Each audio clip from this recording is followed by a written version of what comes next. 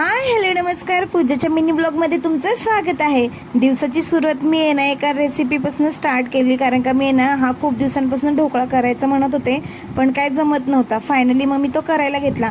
काल मी हरभऱ्याची डाळ आणि तांदूळ भिजत घातले.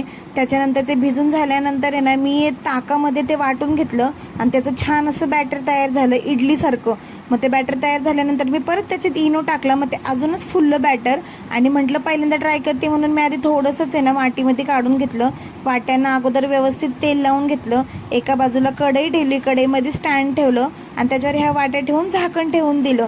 आणि मग 15 मिनटं लागणार होते म्हणून मी जरा बाहेरून टाइमपास करत बसले आणि ह्या मुलींना मी घावणे आणि चहा दिला होता.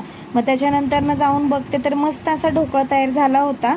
आणि मग मी त्याच्यावर वरनं फोडणीही दिली आणि हिला आराध्याला म्हटलं खाऊन बघ. तर तिचं खूप गरम गरम तिने खाल्ला, पण खूप छान झाला होता. पण मला थोडं ते इडलीसारखंच वाटलं.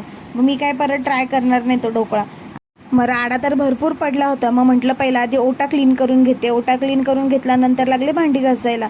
आणि मग मला आज जरा बाहेर जायचं होतं. ही माझ्या मामे सासऱ्यांची गाडी आहे, तर येणार म्हणून आम्ही जरा गाडीतनं गेलो बाहेर. मग ते 2 मिनटं बाहेर कशासाठी उतरले, तेव्हा मी म्हटलं व्हिडिओसाठी थोडीशी शायनिंग करावी म्हणून गाडीत बसून थोडेसे व्हिडिओ घेतले.